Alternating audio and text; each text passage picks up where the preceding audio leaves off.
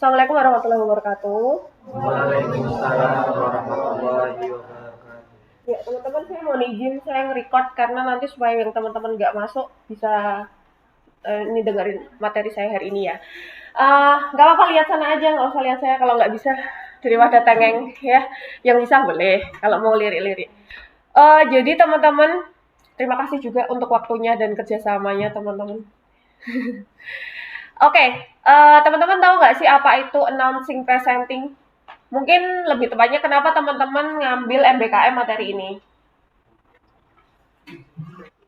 Kenapa MBKM-nya ngambil mata kuliah ini? Kan pilihannya banyak ya? Banyak. Nah, pasti ada alasan lah ya. Selain alasanku karena menuin SKS gitu. Woi. Gak apa jawab, ayo. Gak usah takut, kan kalian ngadep sana, nggak ngadep saya. Woi. Kenapa? Atau tahu deh satu kata tentang announcing dan presenting, apa itu? Presenter. Keren. Terus apa lagi? Masuk TV. Gak apa-apa. Sini gak apa, diisi aja situ. Apa lagi? Keren, masuk TV, presenter. Pinter ngomong. Public speaking. Terus oke, sudah ya. Nah, jadi teman-teman, kira-kira saya juga sebenarnya bingung ya awalnya. Mata kuliah announcing presenting ini hampir mirip atau beririsan dengan mata kuliah public speaking dan apa teman-teman udah pernah ngambil belum sih? Public speaking dan MC kayaknya. Baru ini ya, sama juga ya. Agak beririsan teman-teman. Jadi, jadi saya agak bingung sama Bu Cindy. Yang ngajar Bu Cindy ya? Yeah. Tapi kita jadi ambil jalan baiknya, jalan tengahnya bahwa ternyata kalau announcing presenting ini bisa diambil teman-teman di luar dari anak KPI. Apakah ada anak selain jurusan KPI? Mahasiswa selain jurusan KPI? Gak ada ya. Di sini berarti anak KPI semua ya. KPI. Cuman semesternya ada yang semester 4. Ada yang baru ya. Halo. Oke. Ya. Jadi kira-kira kita akan belajar tentang bagaimana sih cara untuk mengumumkan atau menyampaikan sesuatu informasi. Namanya kan announcing ya. Kemudian presenting itu mempresentasikan sesuatu sampai orang itu bisa terinfluence dari apa yang disampaikan teman-teman. Kira-kira kayak gitu teman-teman. Sama sih, hampir mirip sama public speaking, sama-sama diasah skill komunikasi dan skill ngomong di depan publik gitu aja. Tapi di sini saya agak menyinggung banyak hal. Jadi bukan hanya bagaimana teman-teman menyampaikan sesuatu dan didengarkan audiens, tapi bagaimana teman-teman menjadi audiens yang baik untuk seorang pembicara. Ya, kita akan bahas tentang cara membangun kesan pertama yang baik terhadap lawan bicara. Ini notabene teman-teman menjadi pendengar. Oke, saya sering banget ngomong kalian tuh jadi pendengar yang baik, jangan cuma jadi pembicara yang baik gitu. Dan ini penting banget di dalam sebuah majelis, sebuah forum. Itu apa cuman ada orang ngomong aja? Apakah tidak ada orang yang mendengarkan? Pasti ada dong. Dan yang paling penting adalah orang yang mendengarkan sebenarnya. Saya ngomong di depan kelas ini, saya ngomong di sebuah forum atau di kelas, kalau nggak ada teman-teman mahasiswa buat apa gitu?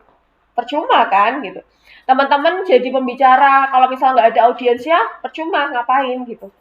Ya nggak? Tapi kalau misalnya teman-teman ngomong, kan sekarang di media sosial, Instagram, TikTok, kan kita ngomong sendiri, Bu. Tapi kan pasti kalian seneng kan kalau misalnya ada orang yang mendengarkan, nge-like, nge-view, ngomen, ya nggak? Ya, jadi peran audiens atau peran pendengar itu sangat penting. Makanya teman-teman harus menjadi pendengar yang baik sebelum menjadi pembicara yang baik. Oke, cara membangun kesan pertama yang baik dengan lawan bicara. Salah satu tokoh bernama Albert Mehrabian, atau dia adalah guru besar emeritus psikologi, mengatakan bahwa kesan yang ditimbulkan secara visual pertama kali ketemu dengan orang baru adalah 7 detik, teman-teman. 7 detik pertama itu sudah bisa membuat orang menyimpulkan bagaimana kalian itu. Masuk, silakan. Nggak apa. Jadi, teman-teman ketemu orang baru nih, misal Fauzan, mahasiswa baru. Saya belum pernah ketemu nih. 7 detik saya melihat dia, kesan pertama, oh suka telatan nih.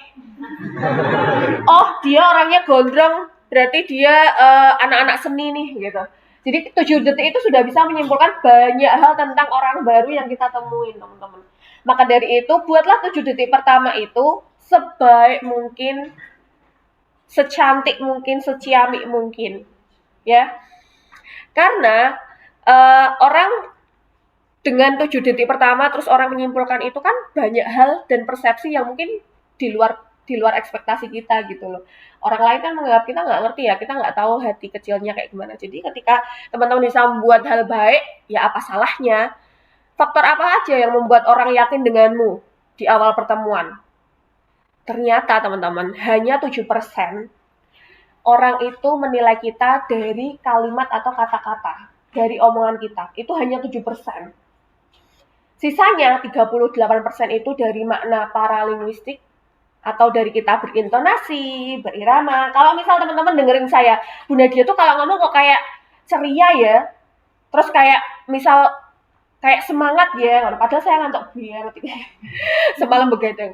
Terus tapi kan teman-teman mendengar dari nada saya, irama saya, intonasi saya, ya kan, volume saya.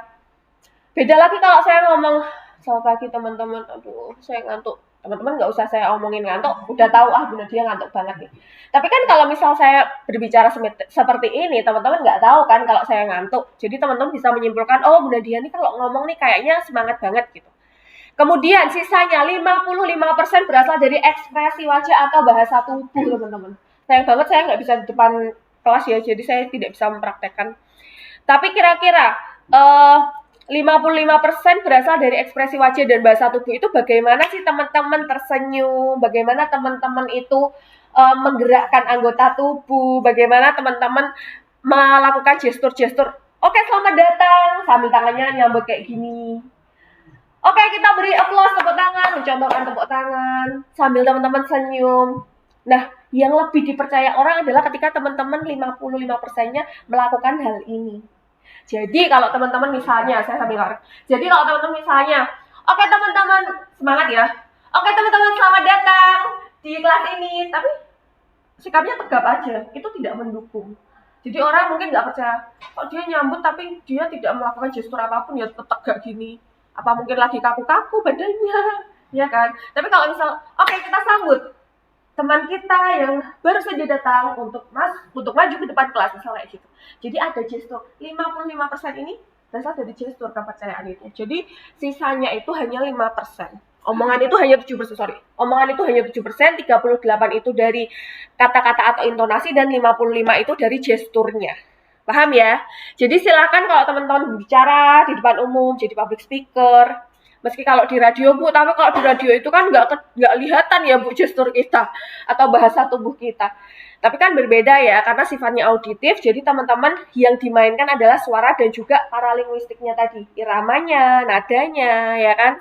Di radio kan satu-satunya yang bisa teman-teman nilai dari itu. Wah, selamat datang, saya kok senang ternyata banyak juga yang mau yang bisa hadir ya, alhamdulillah. Paham ya di sini ya? Ada pertanyaan nggak sih ini? Belum? Oke. Kemudian apa saja sih faktor yang bisa mendukung teman-teman dipercaya omongannya? Faktor apa saja sih teman-teman bisa didengarkan oleh orang dan orang itu tertarik untuk bicara sama kamu gitu? Main kontak mata. Kontak mata pasti teman-teman juga tahu ya, paham ya kontak mata itu gimana. Kemudian gerakan lengan, tadi saya contohkan. Oke, selamat datang, silakan masuk teman-teman yang baru datang. Langsung aja menempati, ya tepuk tangan. Ya itu contohnya teman-teman. Jadi contoh untuk melakukan gestur sambil berbicara. Kemudian sikap dan cara berdiri. Bagaimana teman-teman ketika mempresentasikan sesuatu di depan kelas, berdirinya gimana? Kalau misal berdirinya sambil garuk-garuk, hari ini saya mau menyampaikan, malu, aduh, itu gimana? Percaya orang ngomong aja nggak bisa gitu. Tapi kalau teman-teman tegas sih, berdirinya tegas. Oke, selamat datang. Selamat datang tamu hadirin. Terima kasih sudah ada di acara pernikahan teman saya, misalnya kayak gitu. Itu kan harus ada posisi sikap yang tegas, kemudian cara berdirinya juga. Jangan yang kayak gitu. Ekspresi wajahnya disesuaikan. Kalau misal sedang menyiarkan sebuah berita yang baik, ya sudah sambil happy. Tapi kalau misal sedang menyampaikan posisi berita yang berduka ya disesuaikan kayak gitu. Kemudian personal space itu jarak teman-teman. Ini sebenarnya tidak masuk ke personal space ya kita ya, karena teman-teman deket-deketan dan habis itu saya juga di belakang teman-teman. Tapi oke, nggak apa-apa. Saya mohon maaf sekali lagi ya, karena harus menempatkan teman-teman di sini. Personal space, jadi bagaimana jarak teman-teman ketika berbicara sama orang. Ya, misal Dimas sama Cika lagi ngobrolnya deket-deketan gini, nyaman nggak?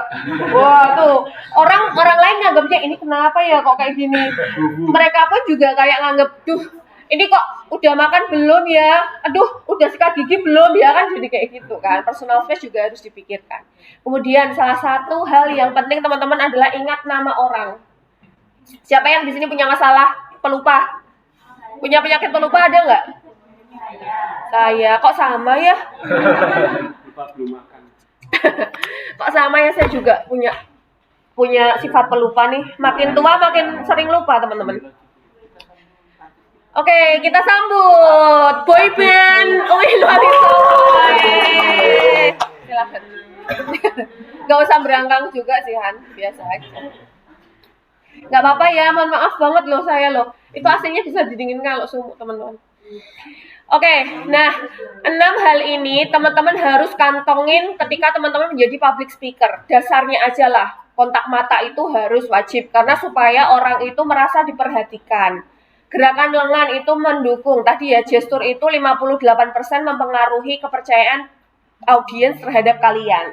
Sikap dan cara berdiri, ekspresi wajah, personal space, dan juga ingat nama orang ini salah satu hal yang mungkin sering banyak dilupakan ya. Ketika teman-teman bisa mengingat nama orang, itu orang lain itu merasa diperhatikan. Audiens itu merasa dekat sama teman-teman. Akhirnya pengen melakukan hubungan yang lebih lanjut.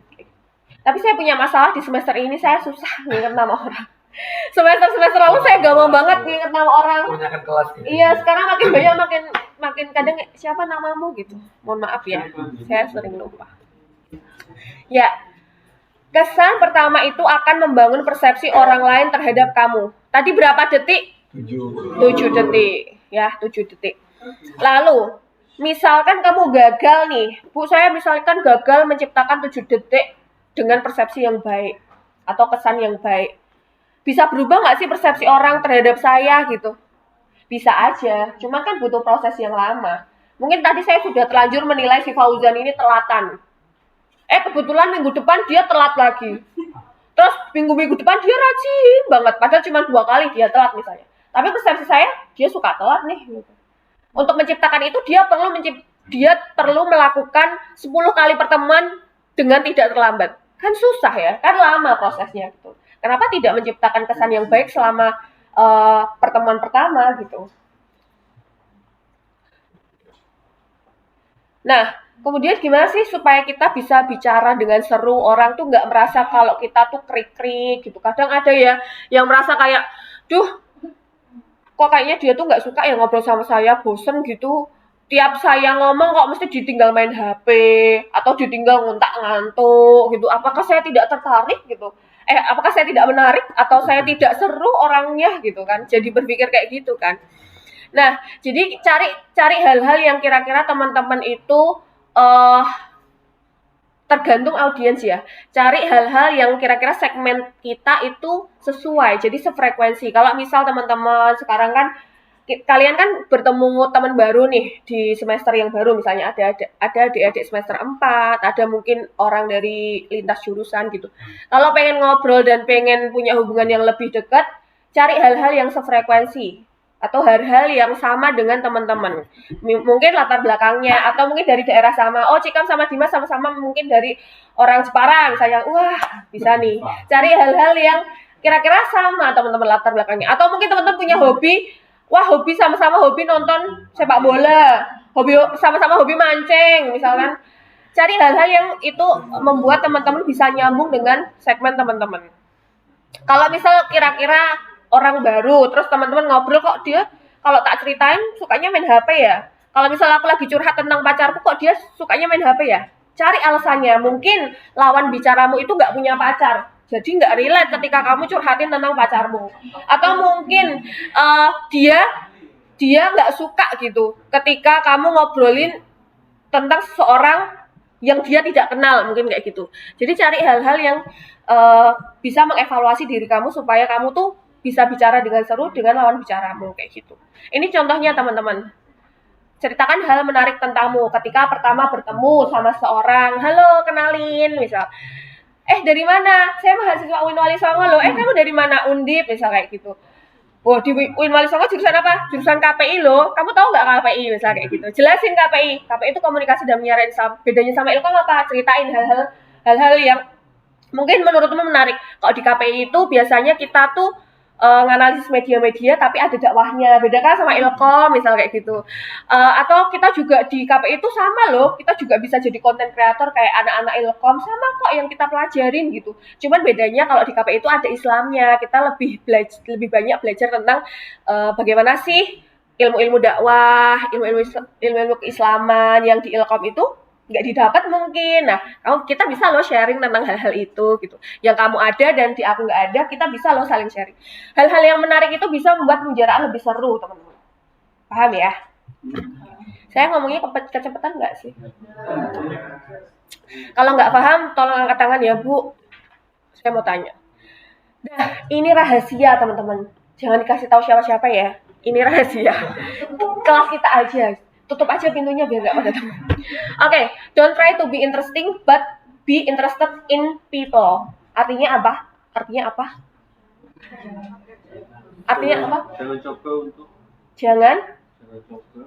Jangan mencoba untuk menarik, tapi jadilah orang yang tertarik.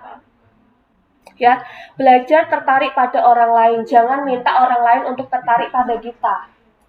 Sering banget ini teman-teman lakukan. Saya sering banget kan menyinggung tentang jadilah pendengar yang baik. Jangan jadi pembicara terus yang baik. Ketika di kelas teman-teman, kalau misal saya lagi ngobrol, jangan ngobrol. Karena saatnya adalah teman-teman menjadi pendengar. Kebalikannya, kalau misal teman-teman mau tanya, mau berargumen, mau presentasi, saya yang mendengarkan. Teman-teman yang ngomong. Jadi belajar untuk tertarik pada seseorang, pada sesuatu, pada audiens atau target segmenmu. Ya, misalnya contohnya, pernah nggak sih saya ngomong ini, contohin? Maaf ya kalau saya beberapa kali ngulang-ngulang contoh misalnya. Misalkan teman-teman lagi di kantin, ngobrol bareng, kongko bareng. Terus ada nih, misal si Rehan, si Dimas sama Cika ngobrol bareng. Terus si Rehan ngomong, kemarin aku habis nonton, sama si Mufti ya, Mufti biasanya. Mufti saya habis nonton JKT48 misalnya. Mufid, saya habis nonton konser JKT nih. Si 3 anak ini, Rehan, Cikam, dan Dimas tuh nggak suka JKT. Pengennya sih nimpalin, mesti ya lah, JKT ke apa tuh, aku malah ingin nontonnya Coldplay, misalnya kayak gitu. Tapi, jadilah tertarik pada pembahasan si Mufid. Jadi pendengar dulu lah, gitu. Karena kemampuan mendengar itu sulit, biasanya jarang dikuasain orang-orang. Kadang, misal Mufid bilang, kemarin aku habis nonton JKT48 nih, terus aku ke Jakarta sama teman-temanku komunitas JKT, misalnya kayak gitu. Terus habis itu, tapi asik banget loh. Nih bertiga ini karena nggak tertarik, mungkin kalian nggak nimpalin sama-sama. Cuman kayak, oke, atau ditinggal main HP. Nah, jadilah tertarik. Jadi kayak gali apa informasi yang Mufid katakan. Wah, seru. Terus kamu naik apa? Sama siapa? Gimana kesanmu? Kayak gitu. Ya kan, apalagi kalian sudah menjadi teman beberapa semester ini kan. Jadi hubungan komunikasi itu sudah levelnya mungkin di tingkat yang agak menengah gitu loh. Nanti kita akan bahas tentang level-level komunikasi. Nah, tapi seringnya kasusnya adalah ketika teman-teman misalnya si Danti, wah kemarin aku habis magang loh di Metro. Terus habis itu nanti si siapa ya? Aku kok nggak kenal lagi. Siapa ya? Jadi misalnya si Rifki bilang, seru punya aku kemarin malah magangnya di hotel, misal kayak gitu. Itu masalah kalian. Jadi kalian tidak mau tertarik dengan apa yang dibahas orang lain, tapi kalian pengen orang tertarik denganmu. Dengan cara menimpali informasi yang sedang temanmu sampaikan. Kenapa Rifki kenapa nggak dengerin Danti dulu aja? Oh iya, gimana kesanmu? Terus pengalaman apa aja yang kamu dapat di Metro? Ketemu siapa aja? Nah, gali. Jangan malah nimpalin, enak di tempatku, aku kemarin di Arus. Terus Tapi di Metro tuh seru, ketemu artis banyak, pejabat banyak. Tapi aku juga udah pernah nih ketemu. Jadi kamu patahkan terus. Nah, itu tidak akan naik level komunikasimu atau relationshipmu dengan audiens atau dengan lawan bicaramu. Paham ya di sini ya?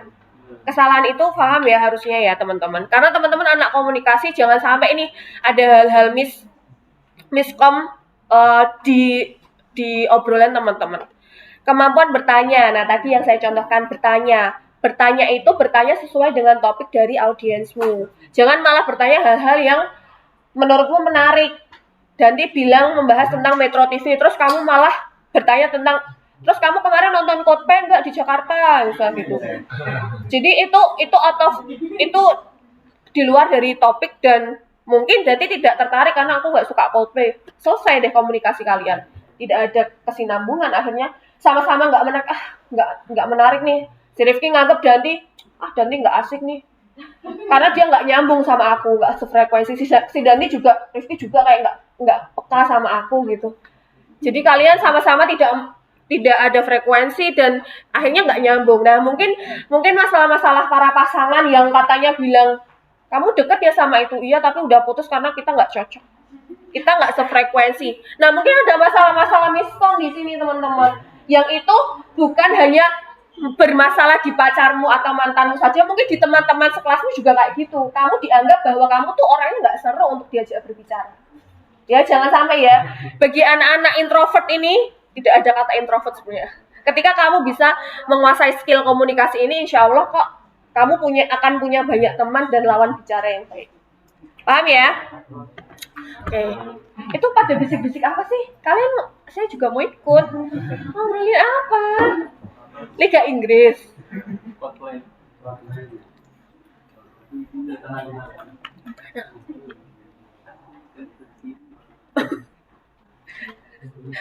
Nggak ngambil kamu. Nggak ngambil. Oke, next. Nah, ini teman-teman, 5 tingkatan pembicaraan yang perlu Kenapa? Kalian kepo Fauzan mau kemana? Ya, dia mau pergi dulu. Sana, silahkan. Tutup aja. Ya. Jadi Fauzan tuh salah kelas. Dia nggak masuk MBKM ini, teman-teman. Rajin banget memang Fauzan.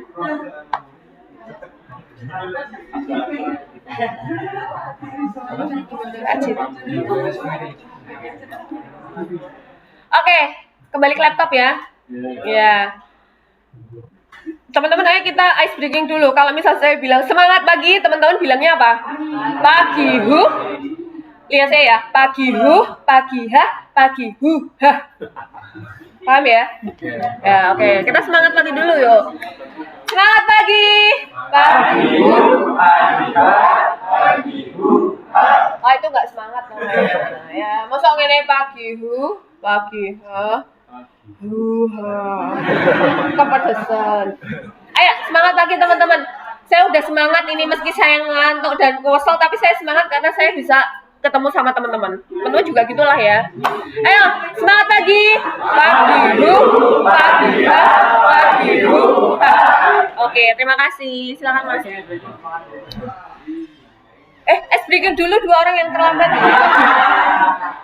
Ayo, tadi saya contohkan, kalau misal saya bilang semangat pagi, teman-teman bilangnya semangat, pagi hu, pagi ha, pagi hu ha. Oke, yuk. Kalian pasti semangat kan, baru bangun, habis mandi, seger banget. Ayo, bareng ya. Semangat pagi. Ya. Semangat pagi. Pagi hu, pagi ha, pagi hu ha.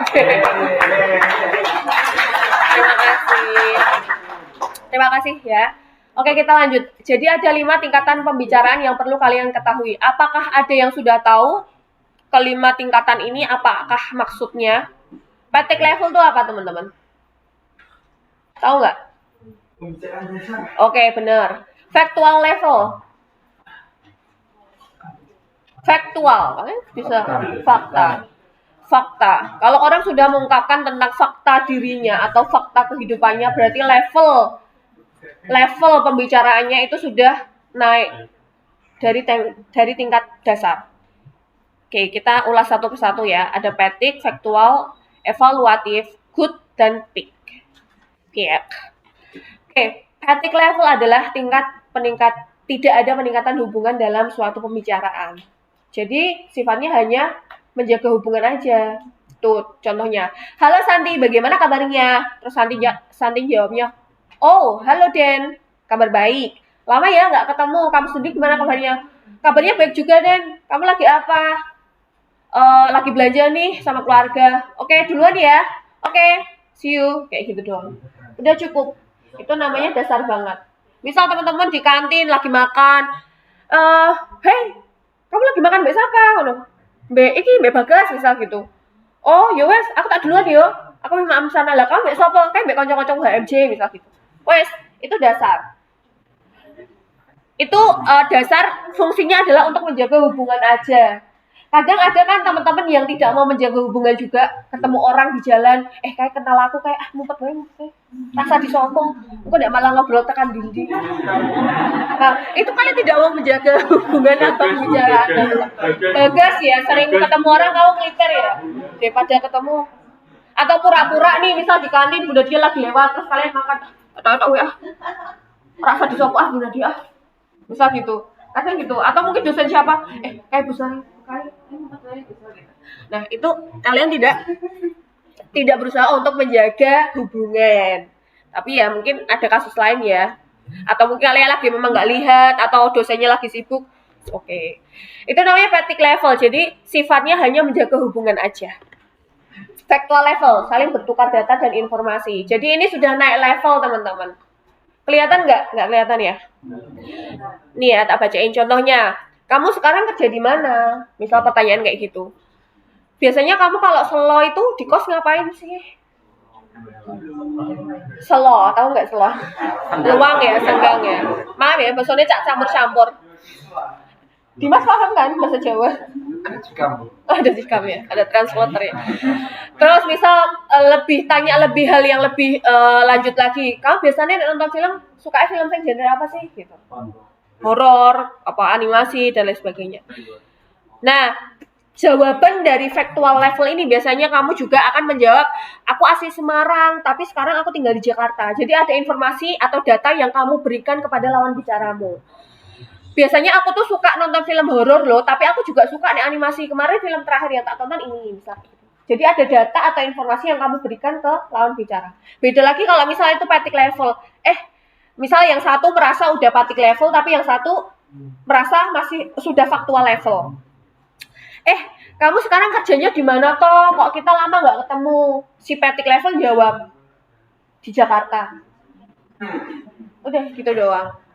Jadi informasi dasar dan tidak ada data-data yang kamu berikan ke lawan bicaramu. Di Jakarta, bisa gitu. Nggak bertanya balik. Yang satu, kamu kalau di Jakarta tinggal di mana? Ngekosok. Wes gitu aja. Jadi tidak ada informasi yang kamu berikan. Berarti yang satu itu masih merasa faktual, masih merasa fatigue, dan yang satu sudah faktual. Evaluatif level. Kita memberi atau bertanya tentang opini, pendapat, argumen. Jadi ada beberapa waktu untuk kita berpikir, memberikan jawaban. Ya meski ada resikonya ya. Kadang resikonya mungkin kita jadi tahu kalau Cikam ini, kalau lawan bicara ini misalnya itu nggak sefrekuensi sama kita, karena sama-sama nggak suka, yang satu suka film horor, yang satu aku nggak suka film horor, misal gitu. Jadi ada resiko yang ditimbulkan dari pembicaraan kalian. Dan ada butuh waktu untuk memberikan argumen atau jawaban itu. Contohnya, menurutmu gimana sih film Batman dan Superman tadi? Bagus nggak? Kamu perlu pikir kan, kayak menurutku Batman lebih keren sih.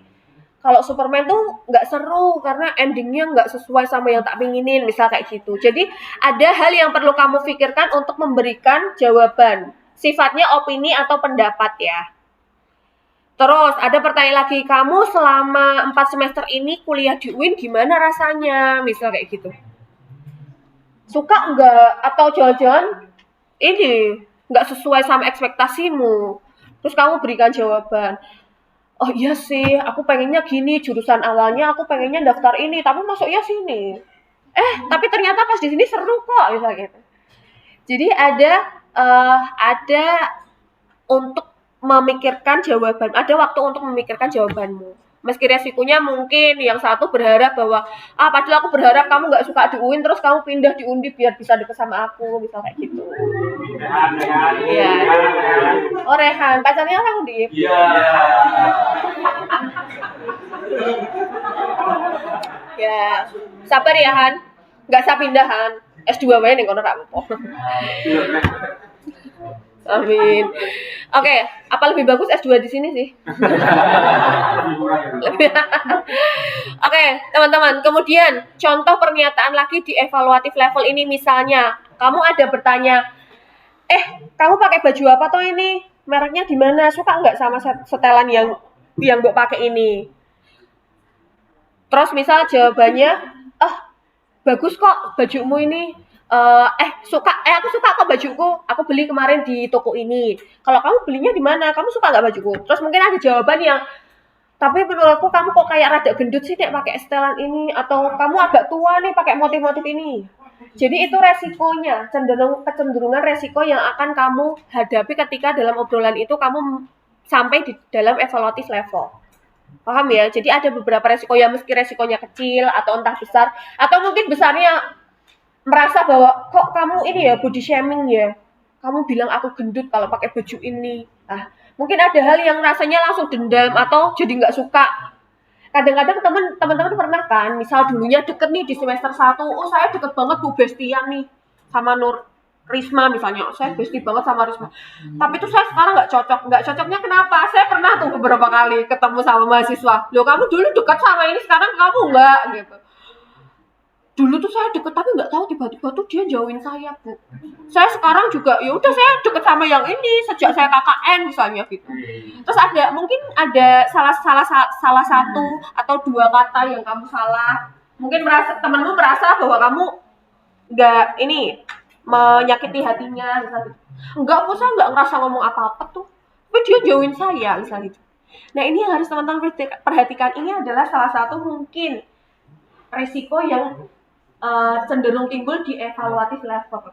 Padahal evaluatif level itu sudah level menengah mau ke atas loh teman-teman. Jadi teman-teman punya hubungan baik, tapi teman-teman karena di evaluatif level ini menimbulkan resiko yang teman-teman mungkin nggak pikirkan, akhirnya hubungannya rusak. Nanti teman-teman dadak balik ke petik level lagi, kan susah kan?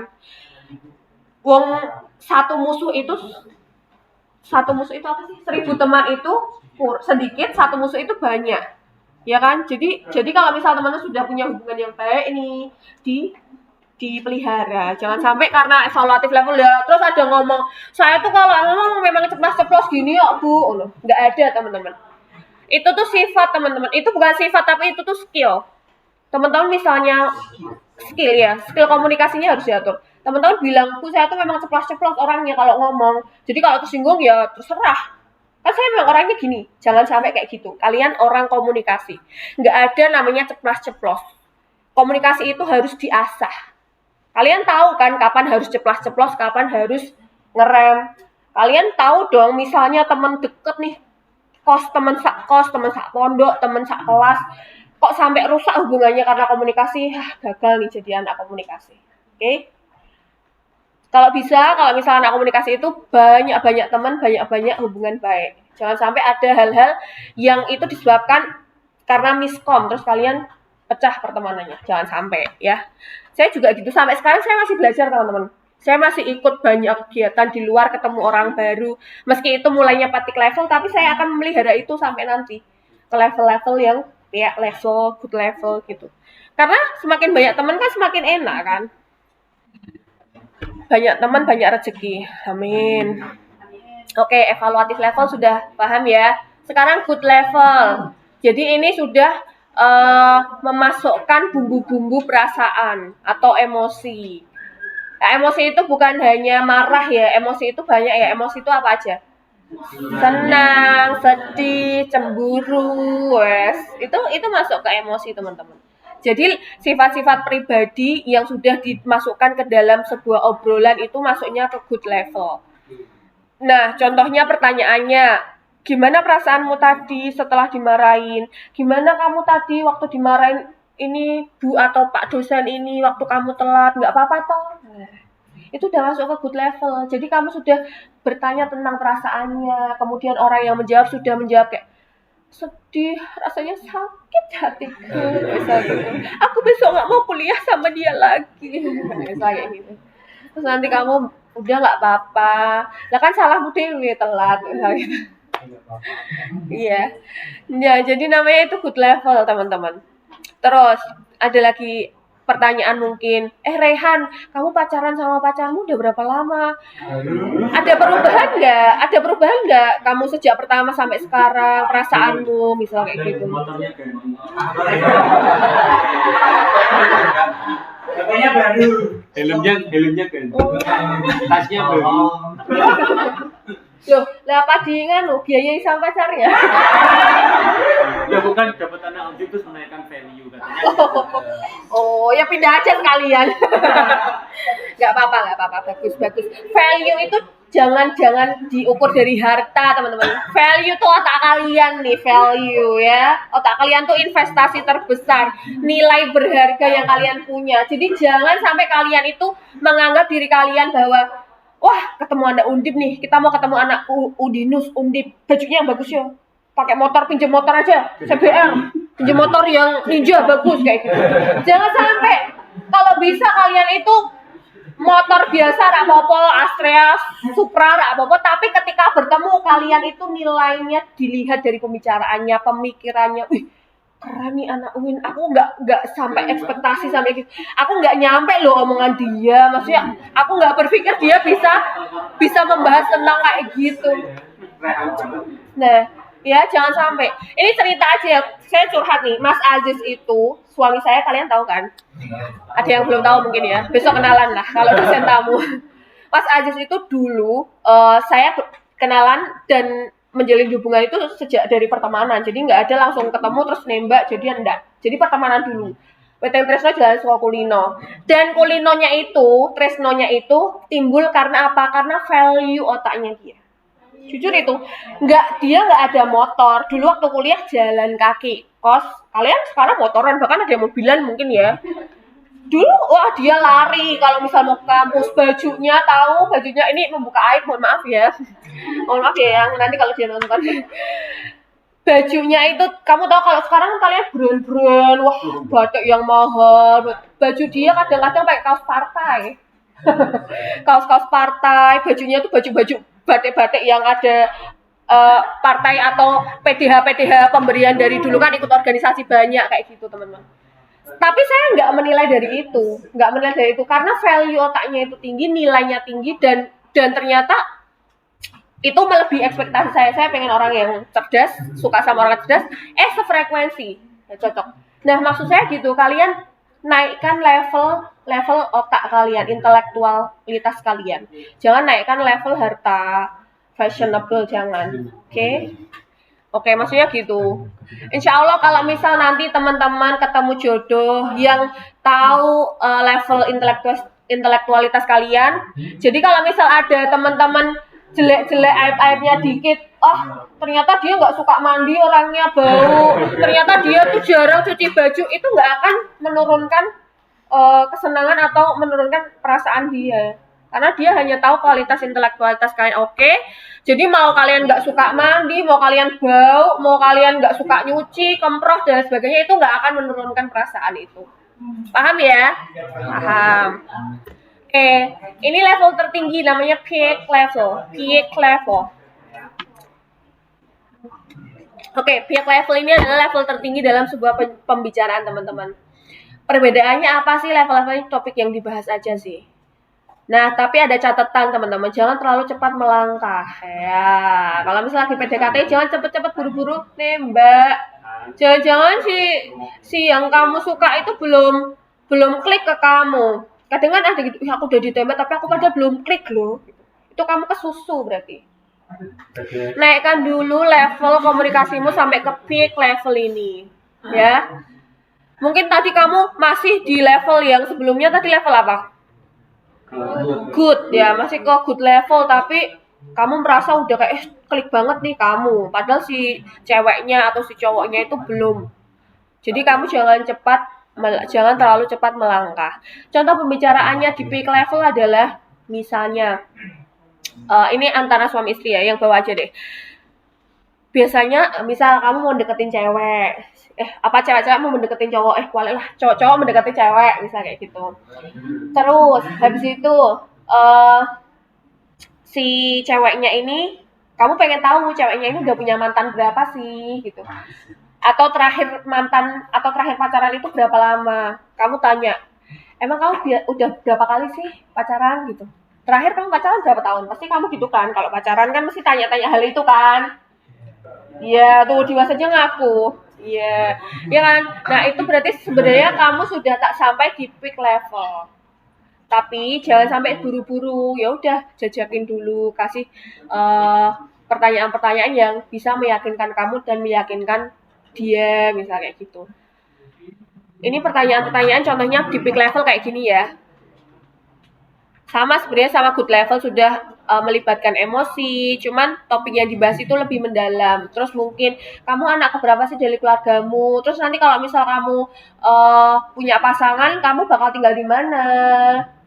Kayak gitu, kamu bakal kerja di mana? Nah, itu udah ke peak level kan untuk menyesuaikan kira-kira nanti kamu kalau sama aku tinggalnya di mana ya? Aku kalau sama kamu tinggalnya di mana ya? Nah, itu udah ke peak level. Oke. Cara mudah membuat diri kita lebih disukain, teman-teman. Ini kunci supaya lawan bicaramu suka sama kamu. Caramu memuji seseorang. Caramu memuji lawan bicara. Jadi jangan medit-medit, jangan gengsi-gengsi untuk muji temanmu, sahabatmu, kolega atau partnermu, timmu ya. Jangan minim apresiasi, apalagi kalau ketua-ketua nih, ketua koordinator. Tuh, jangan medit ya. Bahkan apresiasi itu kan suatu hal yang bikin semangat ya. Padahal tak dikei apa-apa, tapi kalau kamu mengapresiasi, misal kamu ketua tim nih, besok bikin kelompok, tugas, kamu ketua tim. Kita udah bekerja keras, ngasih artikel, terus bikin PPT bagus untuk presentasi dan sebagainya. Pujilah. Oke, tim kita oke banget kok, udah keren banget, kita bahas yuk. Besok kita kerjakan, besok kita presentasikan dengan baik ya. Kita explain tugas kita. Kayak gitu. Jadi sering-sering puji, oh bagus nih desainmu. Misal kamu merasa kalau kamu melihat desain temenmu, padahal desain temenmu lebih elek timbang desainmu misalnya. Tapi puji aja, puji. Wih, desainmu keren loh, keren banget, keren banget loh. Enggak, loh. Beda dong dengan mimikmu juga dibuka. Bukannya kayak, wih desainmu keren banget ini. Wih ngece. Ya, kece. Jadi sesuaikan. Misal kemarin ada teman-teman yang magang di Media Indonesia, di Fox. Wah keren ya kamu magang di Fox. Aku juga pengen. Boleh dong sharing ilmunya. Misal kayak itu. Aku nggak bisa keluar dari kota Semarang soalnya. Sebenarnya aku pengen gitu. Jadi puji hal-hal yang bisa membahagiakan lawan bicaramu. Itu salah satu kunci supaya kamu tuh disukain. Ya, supaya kamu disukain, jangan medit-medit lah. Misal kayak, alah, engkau udah kayak kepedean, udah gede sirahe, puji. Nggak apa-apa teman-teman. Dalam hati kecil orang itu suka dipuji. Tapi jangan berlebihan dan jangan ngece ketoknya aja ngece kayak wih api wih sangar wih cah iki wih sangar wih sangare iso magang ning kono. Kan nada irama itu kelihatan ya, orang tulus muji atau ngece itu kelihatan. Oke. Puji usahanya, sering-sering puji usahanya. Jadi, wah kamu keren ya, udah sampai di step ini, udah semester 6, lancar kuliahnya, lancar mondoknya, ngajinya. Nah, puji proses itu. Kemudian, nah ini, tadi saya contohkan, sering-sering memberi apresiasi teman-teman. Memberi hadiah, makna hadiah itu kalau misal kamu ini ya sudah sampai ke peak level dan sudah ingin untuk memberikan suatu hadiah dan sudah levelnya udah deket banget. Biasanya cewek-cewek kalau punya sahabat bestie kalau ulang tahun dikado, saling tukar kado ya kan.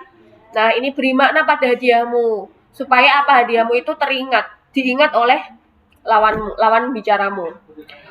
Kemudian cara menerima dan menghadapi kritik ini juga harus asah teman-teman. Ketika ada orang yang mengkritikmu, memberi masukanmu, nah bagaimana sih supaya kamu itu bisa tetap disukain meski dikritik? Kadang ada ya orang yang dikritik atau diberi masukan, terus jadi jengkel, jadi dendam, jadi nggak mau ketemu, jadi nggak mau temenan. Nah, itu itu ditandain loh oleh orang lain. Jadi dia kalau misal tak kasih saran langsung tersinggung kok. Jadi aku males sekarang ngasih tahu karep-karepe sakarepmu. Bukan hanya satu orang, mungkin banyak orang. Akhirnya satu kelas paham bahwa orang itu kalau dikasih masukan, dikasih saran nggak bisa. Misal kayak gitu. Jangan sampai ya, kalau dikasih saran, masukan, ya diterima dan dihadapi dengan bagus. Kalau misal kalian nggak suka nih dengan kritik dan saran, dihadapin atau dijawab dengan baik. Mohon maaf ya, tapi kritikmu terlalu ini soalnya terlalu menyinggung, terlalu body shaming, aku nggak suka, mohon maaf ya. Jadi dihadapi dan dijawab dengan baik supaya orang itu paham, oh dia nggak suka nih dikritik kalau misalnya tentang fisik gitu. Sudah, tapi kan tidak jadi dendam antara satu dan kedua orang ini. Oke? Tapi beda kalau misal kalian di Bu Nadia, Mbok, kalau ngomong tuh Mbok hati-hati Bu, jangan sembarangan. Kalau di kelas kok senengnya bully, roasting. Tapi sampaikan misal, Bu, mohon maaf Bu, saya itu mudah tersinggung, saya gitu. Saya punya trauma, saya nggak suka kalau misal di roasting atau dibully di kelas. Sampaikan dengan baik teman-teman. Jadi orang itu bisa menandai bahwa oh orang ini nggak suka nih ketika dikritik seperti ini, diberi masukan seperti ini gitu. Ada catatan tersendiri. Oke.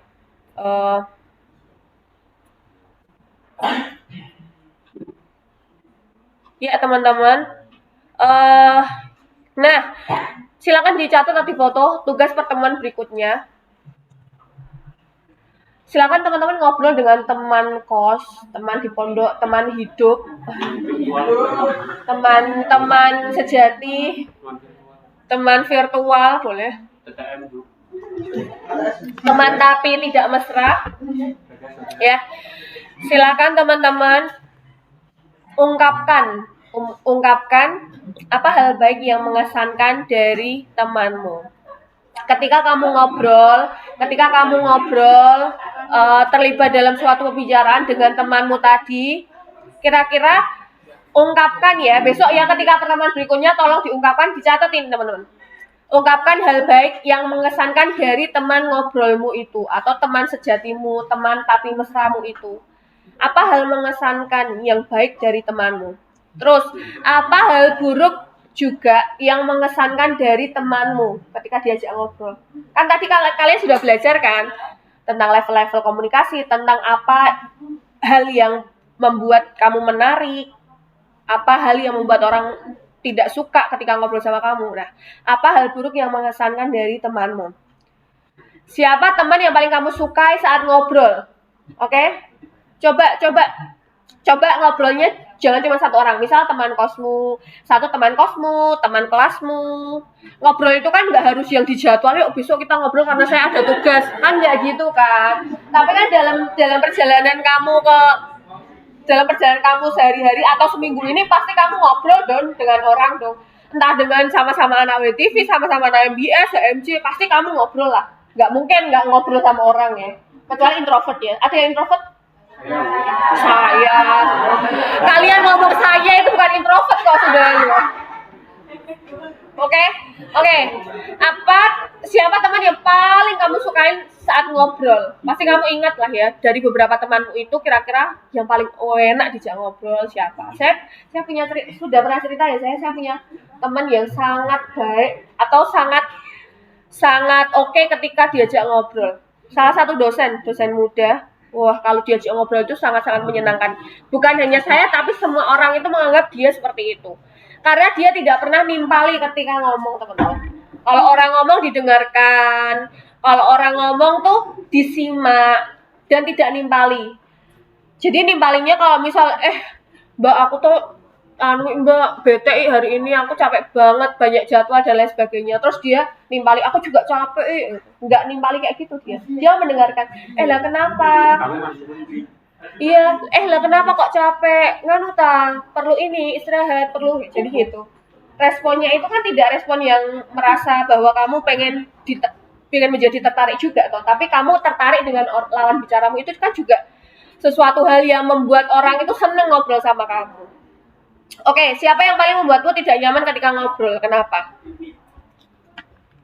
Sudah ya, 4 hal ini tolong minggu depan saya pengen tahu teman-teman. Kira-kira? Hah? Sebutkan orangnya. Nggak perlu, sebutkan aja itu teman apa. Kalau perlu foto bareng juga nggak apa-apa. Rehan sama pacarnya. Ini dulu. Oke, next. Maaf ya teman-teman, ada yang kuliah lagi nggak di sini? Jam berapa? 10? 10.20 ya, oke. Bentar lagi ya, karena gabungan sama materi kemarin, jadi saya agak panjangin. Kemampuan bicara mutlak itu harus dikuasai, apalagi anak komunikasi, kalian sudah ngambil mata kuliah announcing, presenting, public speaking, dan MC. Jadi kemampuan bicara itu harus dikuasai. Jangan sampai nanti kalau saya ada tugas untuk presenting di depan atau announcing di depan kelas, kalian masih plegak-plegu. Saya nggak bisa ngomong, Bu. Saya nggak suka ngomong, Bu. Jangan sampai ada kayak gitu. Harus latihan. Kemampuan bicara itu mutlak dikuasai. Oke? Nah itu teman-teman sering dengar istilah retorika kan? Apa itu retorika? Seni berbicara, benar. Bagaimana seni menggunakan bahasa untuk mempengaruhi pendengar atau pembaca. Orang berbicara itu kan pengen mempengaruhi si pendengar ya. Pengen pendengar itu paham tentang apa yang kita bicarakan, bahkan mungkin ikut serta dan mengimplementasikan teori yang kita bicarakan kayak gitu. Jadi itu sangat melekat dengan eksistensi manusia. Jadi kalian eksis itu karena skill komunikasi atau kemampuan berbicara kalian. Percaya nggak? Percaya ya. Kalau kalian nggak punya skill komunikasi, nggak mungkin teman-teman ada di tahap ini. Jadi eksistensi kalian, misalnya ada di sini ketua organisasi apa ada nggak? Gema. Siapa? Wadah. Siapa namanya? Hasan. Kamu ketua wadah sekarang kan? Nah, itu tidak bisa dipungkiri pasti eksistensi dia jadi ketua wadah itu karena retorika dia, ya enggak? Dari seni berbicaranya dia. Entah seni berbicara, mungkin kalau di kelas Bu kayaknya Hasan kalau di kelas diem baik. Mungkin kalau di wadah dia eksis gitu dengan menunjukkan skill komunikasi, kemampuan bicara, mungkin orasi, mungkin menyampaikan gagasan, menyelesaikan permasalahan di wadah misal kayak gitu. Nah, skill itu kan teman-teman nilai dari itu. Jadi dia bisa eksis sampai sekarang itu karena seni berbicaranya dia. Banyak ya. Contoh-contoh lainnya juga mungkin public speaker si Dimas kan eksis sampai sekarang karena skill komunikasi dia ya. Sering MC, terus jadi presenter, terus dia sering banget dia jadi influencer di Instagram karena skill kemampuan atau bicara dia kan. Dia menginfluence untuk teman-teman, yuk buka yuk website yang bisa kalian manfaatkan untuk misal menyelesaikan skripsi gitu. Itu kan skill atau seni berbicara dia yang bisa menginfluence teman-teman, akhirnya teman-teman ikut, teman-teman oh iya Ki, jadi tahu Ki web ini yang bisa membantu kita untuk skripsi, untuk kuliah dan sebagainya. Nah, itu sangat lekat dengan eksistensi. Jadi skill teman-teman berbicara, ngobrol, komunikasi kayak gitu. Announcing artinya apa sih teman-teman? Mengumumkan. Kalau menurut Benji itu adalah usaha untuk mengkomunikasikan informasi dan memberikan sesuatu. Ya, intinya itulah ya. Announcing itu terus juga diartikan sebagai keterampilan menuturkan segala sesuatu yang ingin disajikan. Bisa dengan kata, musik, lagu, gambar, dan sebagainya. Contohnya teman-teman presentasi teman-teman tidak ada kalimatnya sama sekali, isinya cuma gambar tok. Tapi teman-teman bisa mengeksplain itu. Nah, berarti kan keterampilan teman-teman untuk menjelaskan gambar yang teman-teman tunjukkan dengan informasi atau pengetahuan dan wawasan yang bisa difahami oleh audiens. Nah, itu namanya juga announcing. Terus, teknik yang diperlukan oleh orang berkomunikasi dengan suara itu ya Biasanya public speaking. Kita semua orang butuh ya, karena kalau saya ngomong juga pakai suara, teman-teman announcing, presenting juga pakai suara. Mungkin ada tambah-tambahan suara itu di audio ya kan, di audio, di lagu kayak gitu. Kalau misal penyiar radio. Kemudian announcing skillnya ada apa aja sih? Tentang komunikasi gagasan, komunikasi kepribadian juga dipelajari, proyeksi kepribadian, pengucapan, kontrol suara juga mempengaruhi ya teman-teman. Saya pernah mendengar di suatu acara MC, padahal itu acara informal, tapi MC-nya pitch-nya tinggi banget, jadi cempreng. Hah? Komposisi mungkin ya, tapi kan berarti dia kurang cocok ketika membawakan sebuah acara gitu loh. Kalau misal pengen membawakan sebuah acara atau menjadi pemandu acara ya kalian harus mengatur ini. Meski memiliki pitch yang tidak terkontrol, tapi ketika akan menyampaikan sesuatu informasi harus dikontrol supaya orang itu enak mendengarnya. Orang tuh paham dengan informasi yang kalian sampaikan.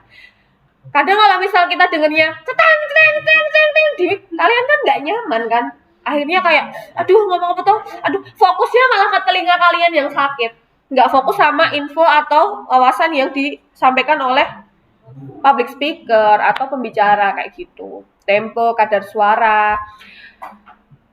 Nih proyeksi kepribadian itu keaslian, misalnya ya udah manfaatkan keaslian atau originalitas suara teman-teman. Nggak usah dibuat-buat, misalnya suaranya memang asli kayak gini. Terus teman-teman buat kayak, halo guys, aku adalah, misalnya, kalian buat-buat karena lagi ngetrends nih, bahasa-bahasa gaul gitu. Gue orang Semarang. Gitu. Kalian bikin-bikin itu nggak asli, jadi manfaatkan originalitas kalian dengan kreativitas kalian. Kayak gitu. Kelincahan, keramah-tamahan, kesanggupan menyesuaikan, udah paham ya semua ya, lanjut aja lah. Presentasi itu memungkinkan seseorang untuk berbicara secara efektif di orang banyak. Tujuannya apa sih ya? Menyampaikan informasi, meyakinkan dan memotivasi. Ini ya contohnya saya sedang presentasi ini karena kalian cuma mendengarkan. Oke, nanti teman-teman juga banyak ya, pasti tugas-tugas yang lain tuh presentasi ya. Iya nggak? Iya. Berarti udah ahli dong menjadi presenter ya? Oh, ahli banget ya. Oke, kita buktikan besok ya. Saya yakin dari semester pertama sampai semester sekarang teman-teman isinya dibagi tugas presentasi, ya nggak? Ya, berarti udah ahli kan? Loh, tapi ya tuh harus diasah kok. Ahli, Bu. Ahli ya? Ahli B. Bagus. Ahli bet ya. Oke, kenapa sih presentasi penting? Yang pertama, teman-teman harus ingat, ketika presentasi itu show up, tunjukkan kepercayaan diri kalian, tunjukkan skill komunikasi kalian, tunjukkan jati diri kalian yang keren, mungkin gestur kalian yang oke, eye kontaknya oke. Tunjukkanlah bahwa aku keren loh, ini di depan kelas presentasi kayak gini aja bisa menarik perhatian audiens. Orang-orang tuh bisa langsung perhatian ke saya. Jadi itu meningkatkan kredibilitas kalian. Kalian kalau awas.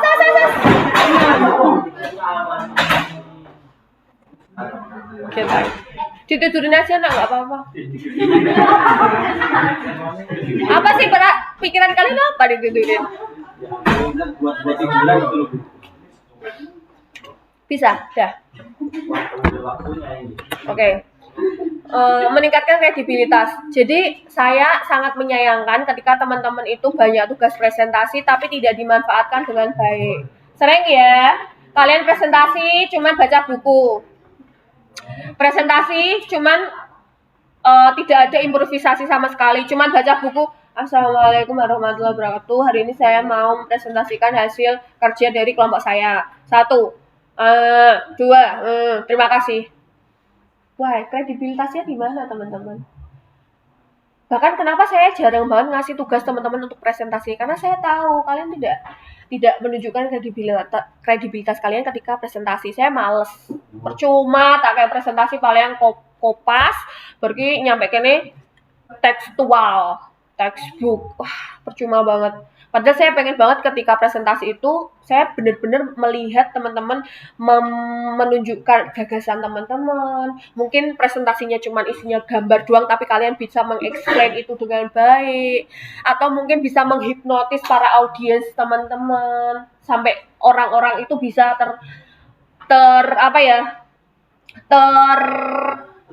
terpana gitu dengan apa yang kalian sampaikan.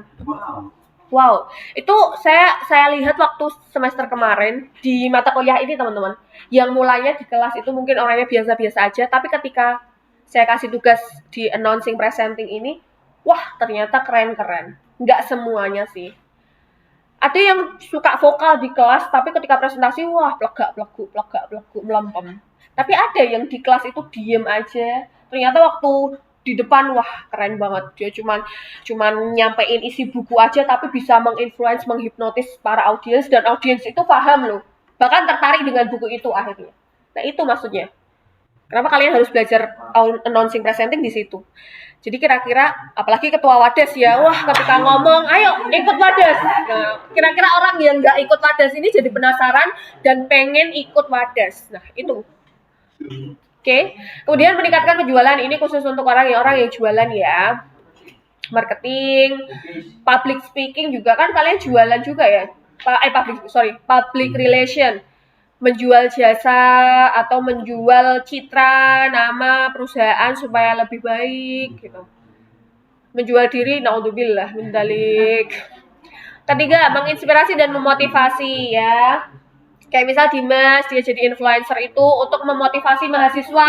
Wah enak ya ternyata mahasiswa bisa loh punya followers banyak. Jadi kalau kita ngomong apapun itu didengarkan. Jadi kalau kita ngasih informasi apapun itu orang-orang banyak yang tahu. Bukan hanya 200-300 orang, tapi beribu-ribu orang tuh bisa tahu informasi kita loh gitu. Makanya kenapa influencer itu banyak di-guide untuk endorsement. Kenapa? Karena punya banyak pengikut, dan selain punya banyak pengikut, dia juga bisa mempengaruhi produk-produk diendoskan ke influencer karena dia punya cara untuk menarik minat para followersnya ini. Nggak cuma ngomong konten, tapi dia juga bisa loh menaikkan penjualan dari si yang endorse ini kayak gitu. Itu tujuannya teman-teman.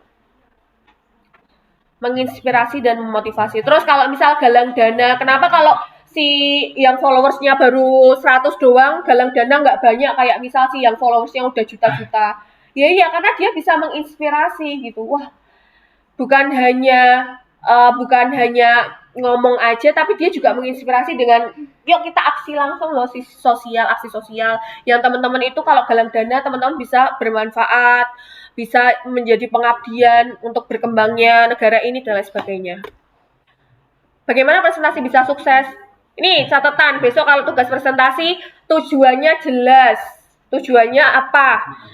Point of view materi yang kalian sampaikan apa? Penyampaiannya efektif. Kalau kalian tekstual, textbook, gestur nggak oke, nggak efektif sama sekali. Jadi percuma disuruh presentasi. Saya kadang menyayangkan dosen-dosen ngasih tugas-tugas presentasi ke kalian, padahal kalian presentasinya gitu-gitu aja gitu. Kayak membosankan nggak sih? Terus yang didapat apa? Teman kalian nggak paham, kalian sendiri yang presentasi juga nggak paham, dosennya juga apalagi nggak paham dengan presentasi kalian. Percuma gitu. Makanya saya minim banget memberikan presentasi ke kalian. Saya kasih tugas nulis aja kalian kopas-kopas semua, apalagi presentasi. Ya semoga nggak di kelas ini ya, kelas lain ya. Amin. Di kelas ini nggak sih itu orangnya? Enggak, Bu. Oh enggak ya, alhamdulillah. Oh yang diem ini berarti di kelas ini ya. Kalian gitu ya kalau presentasi ya? Kalau presentasi membosankan nggak?